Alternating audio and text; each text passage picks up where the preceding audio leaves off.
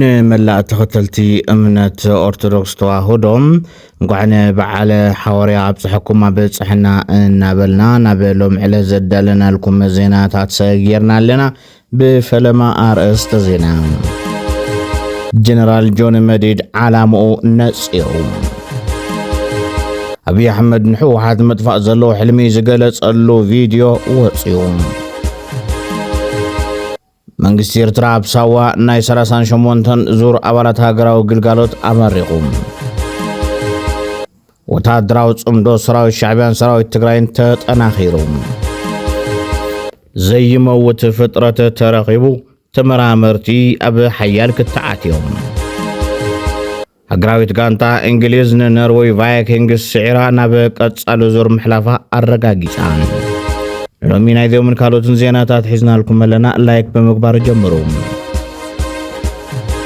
أبا مسمر اللامات أمروا بزقات أم حدقا مكينا بلعليه واتساب النبرة حدقا قات إموكا مازو على زفلت كوينو قطر موتي كيوسخ تساقي لهم بيت صحفات ركبت المنقسن ورد رايا اللامات كم زحبروا أبا ورد رايا اللامات عشر كتما مروا أبا عداقا وعلوبنا مربطهم زمولوسو زعانة أوتوبوس عدي دربا أبا زبهار كوابي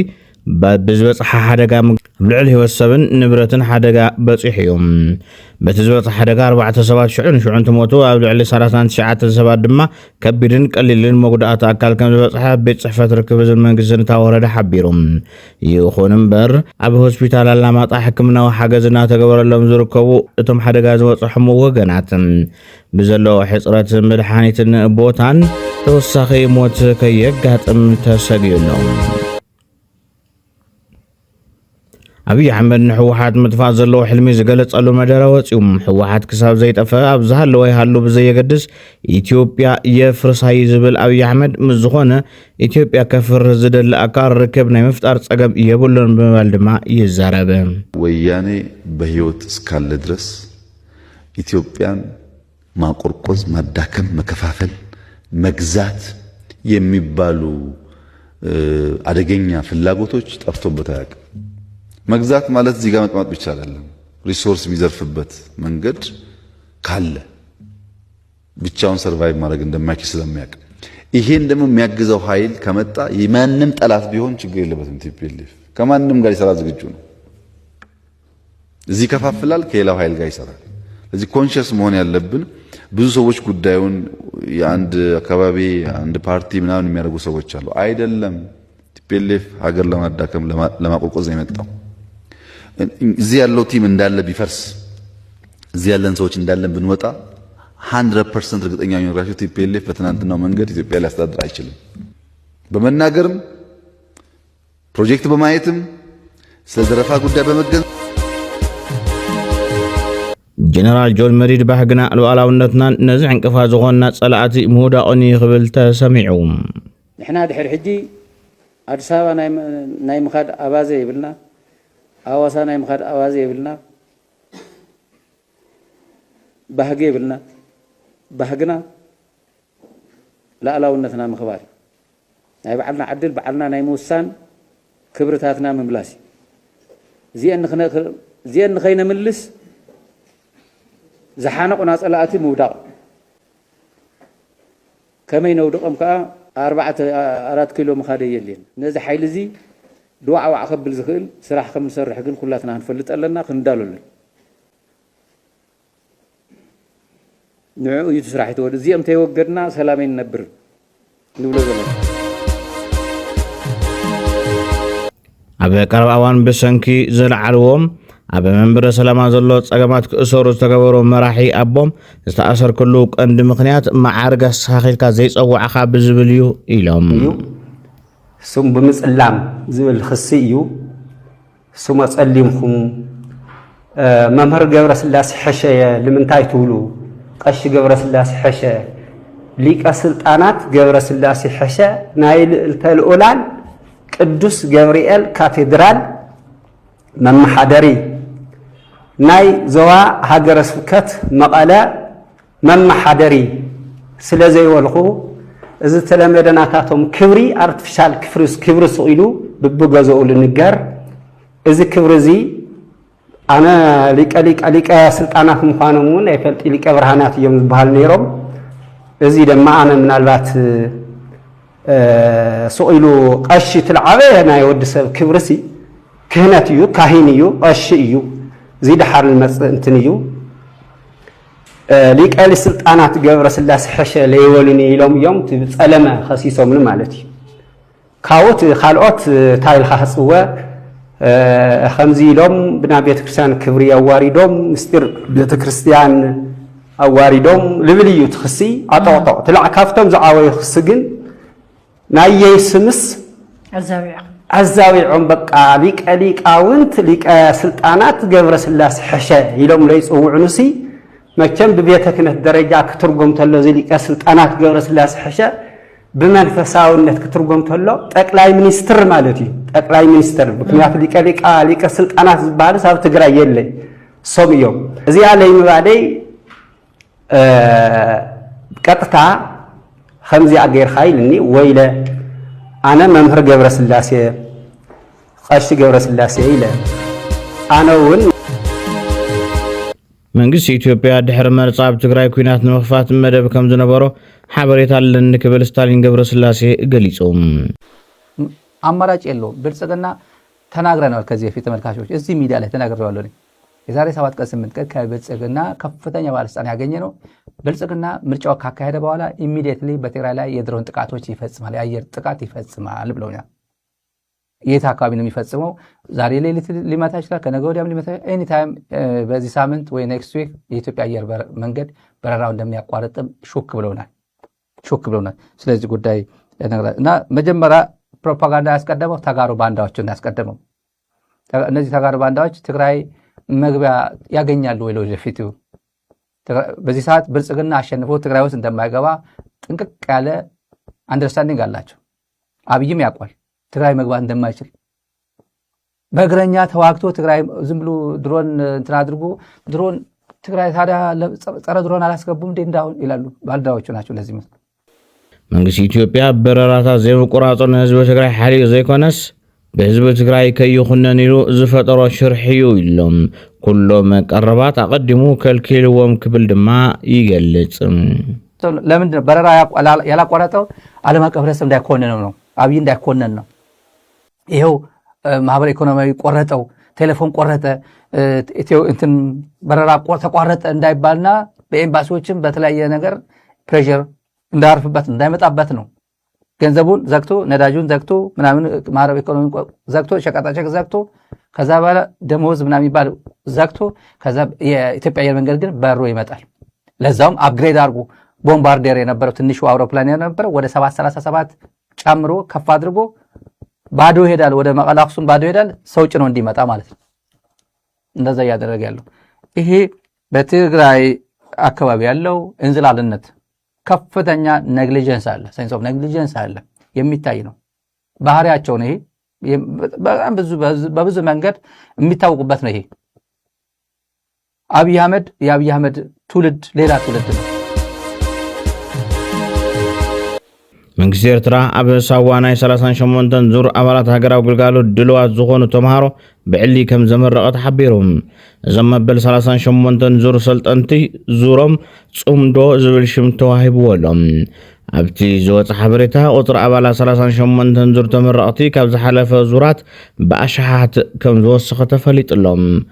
ኣብቲ ስነ ስርዓት ምረቓ ዝተረኸበ ኢሳያስ አፈወርቂ እውን መደረ ኣስሚዖም ተመረቕቲ 38 ዙርያ ወለድን መምህራንን ኣለይትን ይኾና ቅድሚ ናብዛ ሓፃር መልእኽቲ መስጋረይ ስለቲ መሳጢ ቀስቃሲ ድርዒ ሞራል መሰናዶኹም ልዑል ምስጋና ኣገናዕ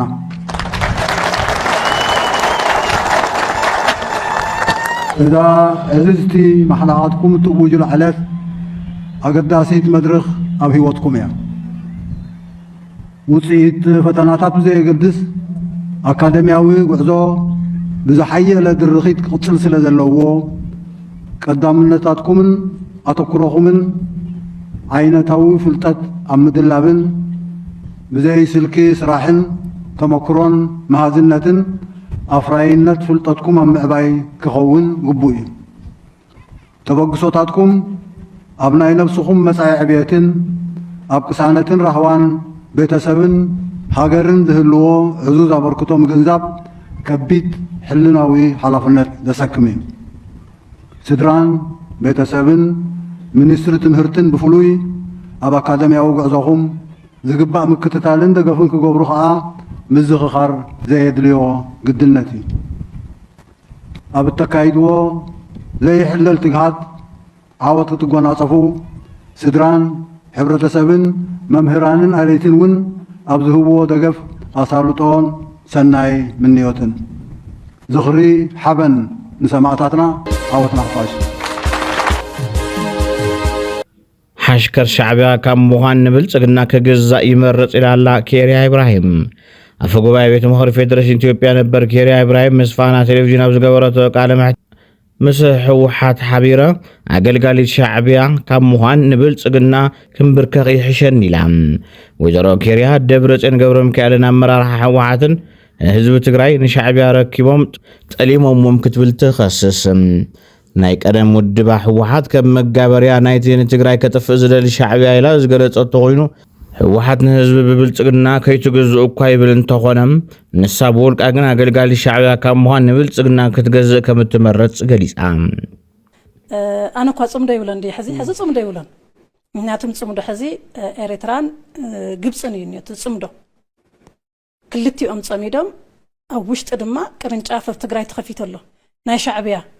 ቅርንጫፍ እዩ ኣብ ትግራይ ዘሎ ቅርንጫፍ መፈጸምቲ ተይኾነስ ኮወንቲ ኮይኖም ሻዕብያ ኮይኖም እዮም ዝፍጽሙ ዘለዉ ልዕሊ ሻዕብያ ተጣበቕቲ ኮይኑ ዘሎ ትግራይ እዩ ሕዚ ኣብ ትግራይ ዘሎ ሻዕብያ ልዕሊቲ ናይ ኤርትራ ዘሎ ሻዕብያ ተጣበቕ ኮይኑ ዘሎ ጽምዶ ሰራዊት ሻዕብያን ሰራዊት ትግራይን ተጠናኺሮም ናይ ክልቲኦም ሰራዊት ኣብ ሓደ መድረኽ እንትስዕስዑ ዘርኢ ቪድዮ ወፂሎም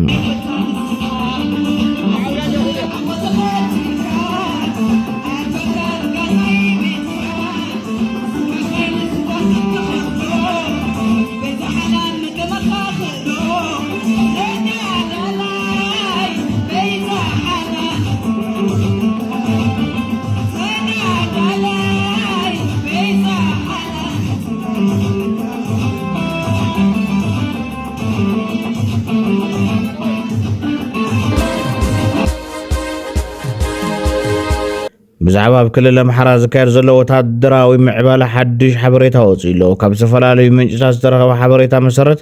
ኣብ ክልል ኣምሓራ ዘሎ ጸጥታውን ወታደራውን ኩነታት ኣብ ቀጻሊ ለውጢ ይርከብ ከም ዘሎ ተገሊጹ እቲ ሓበሬታ መንግስቲ ኢትዮጵያ ኣብ ክልል ሓድሽ ሓይልታት ንምምልማል ዘዳለዎ ትልሚ ካብ ገለ ከባቢታት ብዘይደልዮ ደረጃ ከም ዝተፈጸመ ይጥቀስ እቲ ፍልፍል ከም ዝበሉ ኣብ ገለ ወረዳታት ክልል ኣምሓራ ተወሳኺ ሰልጠንቲ ንምምልማል ዝተተለመ መደብ ሙሉእ ብሙሉእ ከም ዘይተዓወተ ይገልጽ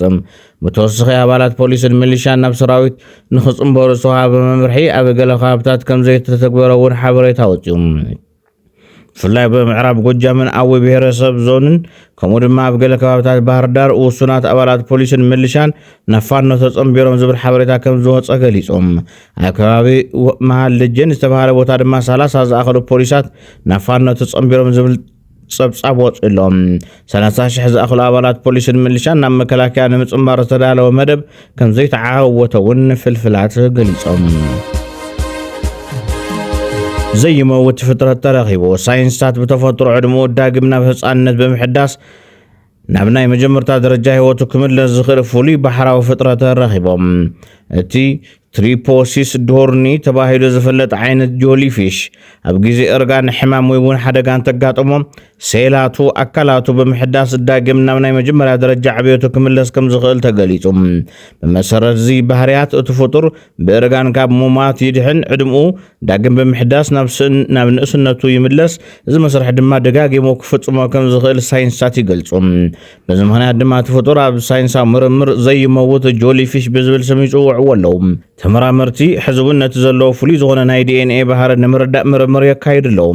እዚ ምርምር ኣብ መከላኸሊ እርጋን ሕክምና ካንሰርን ካልኦት ሕማማትን ሓደሽቲ ኣገባባት ንምዕባል ኣገዳሲ ኣስተዋፅኦ ክህልዎ ከም ዝኽእል ይግለጽ እዚ ሓበሬታ ኣብ ማሕበራዊ ሚድያ ናብ ዓለም ዝርከቡ ሳይንስታትን ፍሉይ ክትዕዘል ዓለ ኮይኑ ንመጻኢ ሕክምናዊ ምርምራት ድማ ተስፋ ዝህብ ዝብል ግምታት እውን እናውፅዮም